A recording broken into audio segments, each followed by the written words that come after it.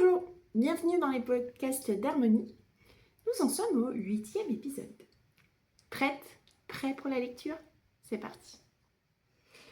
Après la naissance de mon deuxième enfant, j'ai pris une décision instinctive, presque viscérale.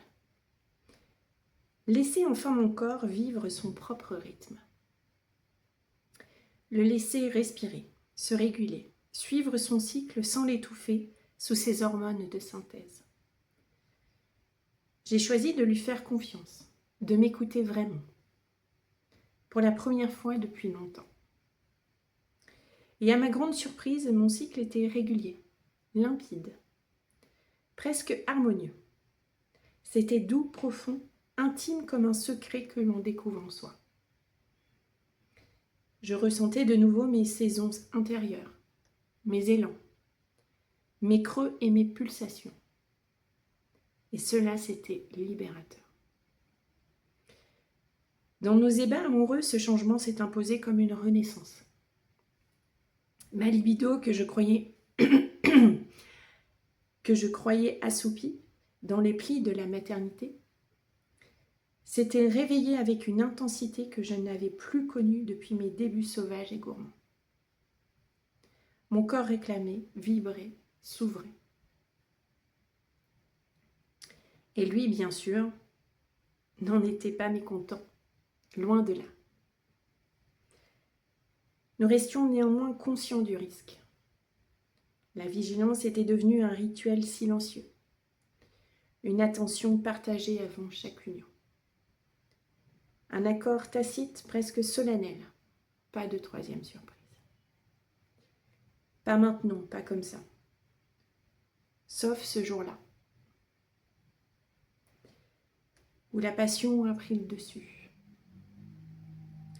où la prudence s'est effacée,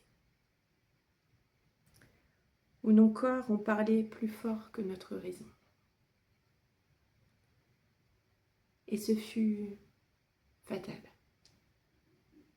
Fatal pour moi, fatal pour notre couple,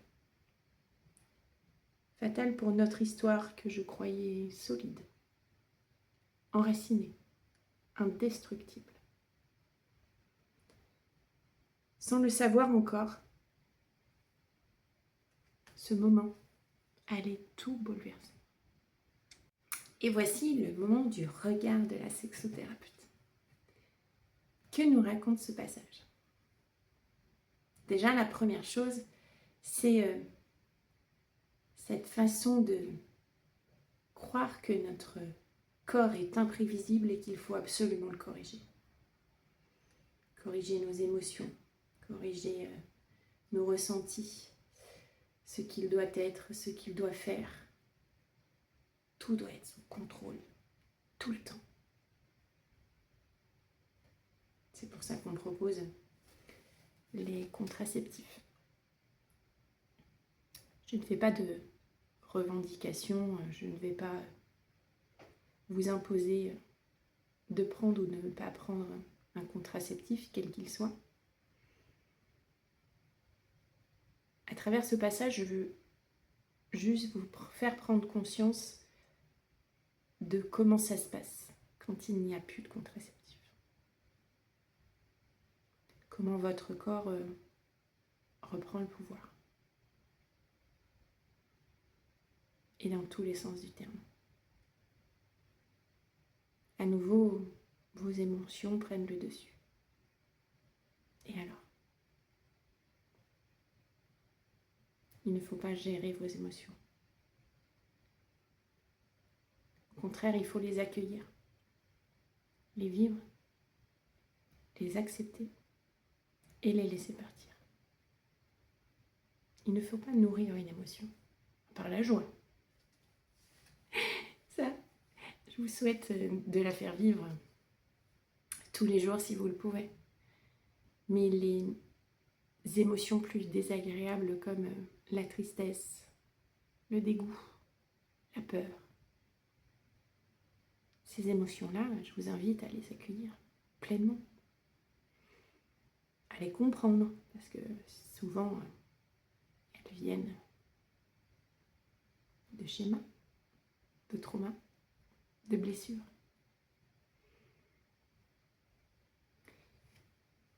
Une fois qu'on arrête ces fameux hormones de synthèse qui, quelque part,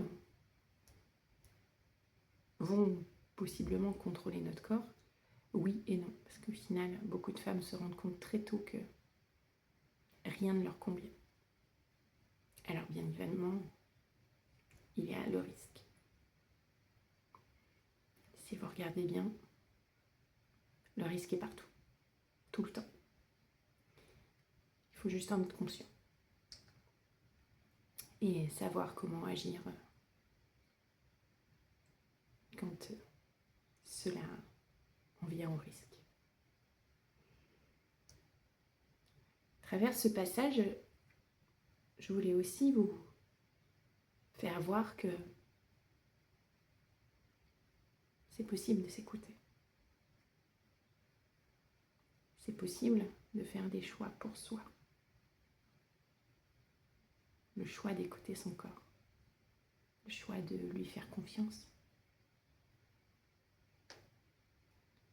Le choix quelque part de ne plus écouter ce qu'on vous dit.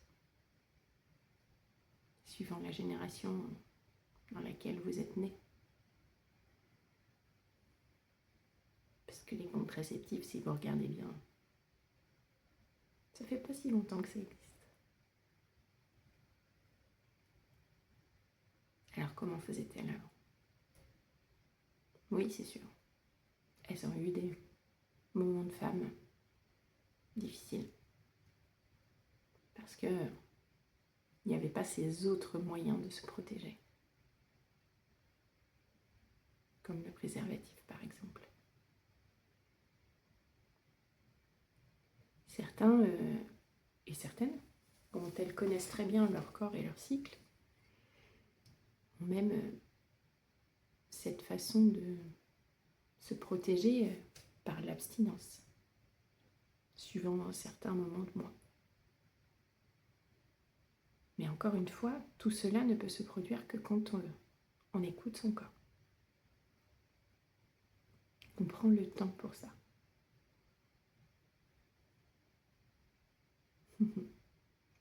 Ce fameux temps. Il est tellement précieux. Et des fois, pour le conscientiser, il faut un drame dans sa vie pour se rendre compte que chaque minute compte et que les essentiels sont celles où on s'écoute et on se respecte en tant que femme, en tant qu'homme, en tant qu'être humain, tout simplement. Dans son passage, grâce à cette décision, cette femme se rend compte aussi que son désir finalement est bien toujours là. Sa libido existe toujours. Cette énergie sexuelle vibrante, créatrice, instinctive, elle est là. Elle était juste cachée sous ces fameuses hormones. Je ne dis pas, il y a certaines femmes à qui la libido ne change rien sous contraceptif, mais il y a d'autres femmes où effectivement ça baisse leur libido aussi. On le sait maintenant, il y a plein d'autres choses qui baissent la libido. Si vous ne le savez pas, je vous invite à aller voir mes posts. Du coup, pour leur couple, quelque part, c'est une seconde jeunesse sexuelle. Ils retrouvent la ferveur de leurs échanges charnels qu'ils avaient perdus. Et surtout, elle se rend compte à quel point elle peut apprécier, mais avec une intensité, tous les rapports sexuels qu'elle a avec son mari. Et lui, évidemment, ne peut être qu'heureux de retrouver sa femme sensuelle, érotique, imaginative, créative. Tout se produit quand le retour de la libido, cette renaissance de l'essence de son bassin, de cette source d'énergie qui a été mise de côté pendant plusieurs années. Quel bonheur pour eux deux. Et au-delà d'une sexualité épanouie, c'est cette fameuse union des corps qui se reconnectent. Et de cette reconnexion, le bien-être au quotidien, qui commençait à être lassant, routinier, parfois même vexant. Parce que quand une femme retrouve sa source d'énergie sexuelle, et là je ne parle pas que forcément au niveau des rapports sexuels, mais juste ce sentiment d'être vivante, de prendre conscience de ses émotions, de ces montées d'énergie en elle. Mais c'est un effet rajeunissant, j'ai envie de dire, dans tous les sens du terme et dans tous les domaines. Alors après, il faut avoir le partenaire en face qui accepte ce changement. Mais quand un homme prend le temps de découvrir sa femme et se rendra compte que c'est un être qui évolue, qui change, qui a des phases, les hommes aussi ont ces changements, ces phases. C'est peut-être moins flagrant parce que hormonalement, c'est moins perçu de l'extérieur. Peut-être qu'un homme est plus dans la discrétion et qu'une femme, quand elle est vivante, mais elle rayonne tellement qu'on ne peut pas ne pas le voir. C'est magique. Et elle inspire évidemment les personnes qui sont autour d'elle et qui acceptent cet état de rayonnement. Alors il va y avoir les jalousies, il va y avoir les commérages. Ok. Mais en attendant, elle revit. Et ça, ce sentiment-là, il est merveilleux. Et la femme évolue tout au long de sa vie. Elle a ces périodes je ne dis pas où elle rayonne pas, mais il y a des périodes, chaque moment de vie est un renouveau permanent en fait. Et quand on a le bon partenaire à côté de soi, qui valide, qui soutient, qui enrichit même cette évolution et cet épanouissement personnel, parce que ce n'est qu'un épanouissement personnel, jusqu'à la ménopause. Si on arrêtait de dire que la ménopause est la mort de l'utérus et qu'on en venait à dire que c'est certes la mort de la procréation, mais c'est aussi une renaissance de la femme. Elle va se retrouver sans avoir ce poids d'obligation de procréation. Elle va redécouvrir tout son appareil génital, toutes les compositions de cette féminité qui, quelque part, elle l'a peut-être laissée de côté. Et c'est pour ça que vous voyez souvent des femmes entre 40, 60 ans, même au-delà, où elles reviennent épanouies parce qu'elles ont une nouvelle découverte de leur corps. Et c'est un peu ce qui se produit quand les femmes acceptent et décident surtout de ne plus avoir de contraceptif très tôt et de se libérer de ces hormones de synthèse. Encore une fois, je ne fais pas de propagande. Je vous dis ce que j'ai constaté à travers mes séances et même pour moi-même. Je vous fais juste un retour d'expérience. Le choix vous appartient, bien évidemment. Et je vous invite aussi à ce fameux suivi gynécologique qui est très important aussi, autant que l'écoute de soi. Maintenant, ce fameux stop, hormone de synthèse, a forcément un risque. Et c'est ce qui arrive dans le passage que je vous ai lu, c'est ce qui arrive à ce couple. Et là, pour une femme et pour un couple qui a décidé depuis longtemps qu'un autre enfant ne verrait pas le jour dans leur famille, c'est un sacré cas de conscience qui tombe dessus. Il faut aussi en être conscient quand on stoppe la contraception. Ce fameux risque. Ce risque qu'une union pas protégée amène un petit être dans votre utérus qui peut encore procréer, mais que ce petit être n'est pas désiré. Et là, c'est une nouvelle épreuve de couple et de femme surtout. Alors, j'entends déjà beaucoup d'hommes dire déjà qu'on est mis de côté pour la grossesse parce que, oui, c'est 9 mois intenses que vous, mesdames, vous vivez dans votre corps.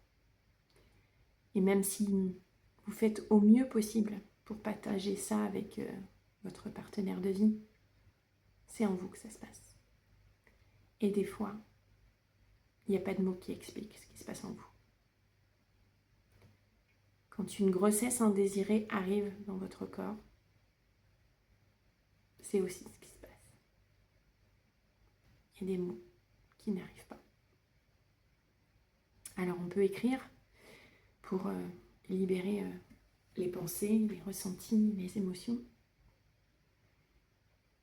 Mais l'épreuve que vous allez vivre, il n'y a que vous qui allez la vivre. Je vous souhaite d'être soutenu. Je vous souhaite de ne pas la traverser seule, de ne pas faire votre tête de bourrique, parce que je vous garantis qu'il ne faut pas la traverser seule, surtout si vous êtes en couple. Et si vous n'êtes pas en couple, je vous invite à demander du soutien à votre famille, à vos amis. Alors je sais, c'est honteux. Honteux de dire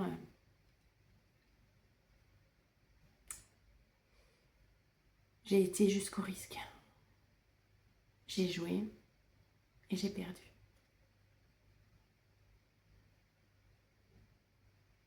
Terrible ces mots-là.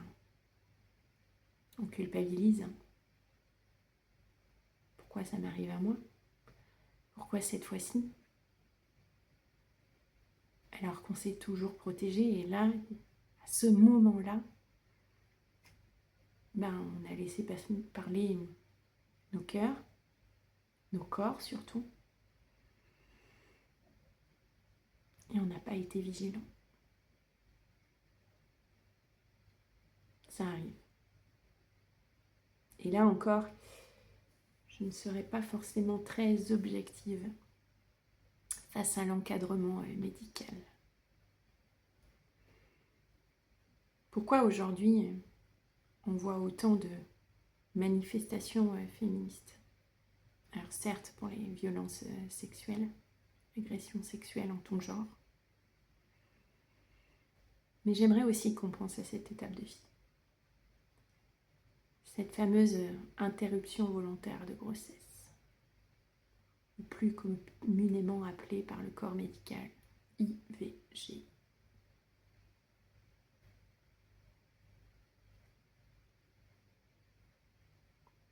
Formez vos équipes médicales à accompagner une femme qui vit ça.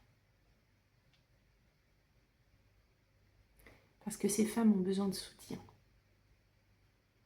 Et beaucoup prennent cette décision seules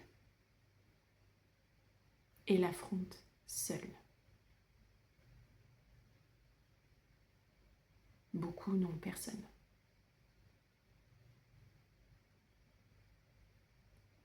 Certaines vont se dire oui, bon, bah voilà. Ça devait arriver, c'est arrivé. Et puis voilà, on va prendre des petits cachets, faire un petit nettoyage, un curetage, ils appellent ça dans le monde médical. Très joli ce mot. Mais quelque part, c'est ce qui se produit en vous. On va venir curer la moindre petite trace d'un être qui aurait dû grandir en vous. C'est exactement ce qui se produit. Alors le mot est dur, mais il est réel. Et il est réel pour tous vos corps.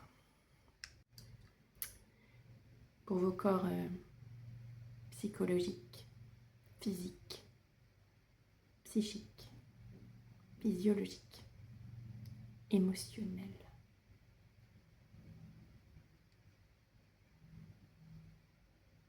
Tous vos corps vont subir ce curetage. Et quand je dis que les équipes médicales devraient être mieux formées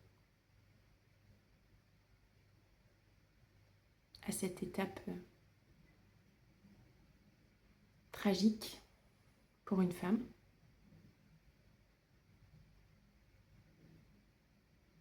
c'est par rapport à tous ces états de corps qui ne sont pas conscientisés.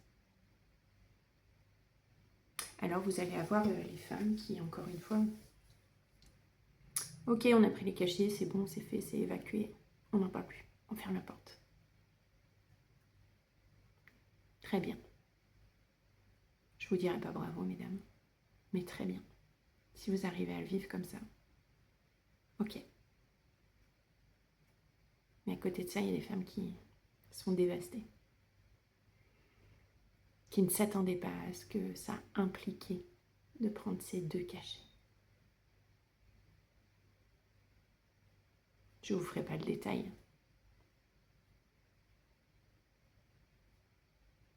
Mais je sais que celles qui regarderont ces vidéos auront un gros pincement dans la poitrine parce que vous l'avez vécu. Et rien que pour ça, c'est quelque chose que je ne fais pas souvent dans mes vidéos. Et rien que pour ça, je vous envoie tout mon amour. Parce que sacrée étape tragique de vie de femme. Et encore une fois, il n'y a que les femmes qui peuvent vivre cette tragédie. Je ne mets pas les hommes de côté, bien évidemment qu'il y a des hommes soutenants, aimants, aux petits soins pour leurs femmes qui ont vécu cette étape et parce que la décision a été une décision bien réfléchie par le couple, acceptée par le couple, discutée, communiquée au niveau des ressentis. Et là, je parle d'IVG, mais on pourrait très bien parler aussi d'une perte d'enfant. Certains diront, c'est pas la même chose. Possiblement. Mais au niveau des ressentis et des émotions qui se passent pendant ces étapes de vie, elles sont sensiblement les mêmes. Alors oui, écoutez votre corps. Prenez les décisions qui sont le plus justes pour vous. Ayez conscience aussi des risques. Et renseignez-vous sur ces fameux risques. Au cas où, je ne vous le souhaite pas, mais au cas où, renseignez-vous. Et je vous souhaite aussi d'avoir ce partenaire de vie, soutenant, aimant, vous accueillant dans votre détresse. Et ne vous obligeant pas à fermer la porte en 2 jours. Et je terminerai par ma fameuse question. Et vous ? Y a-t-il un événement dans votre vie qui, sur le moment, vous vous êtes dit ça va tout détruire et au final, ça a profondément transformé la femme que vous êtes? Je vous laisse cette interrogation.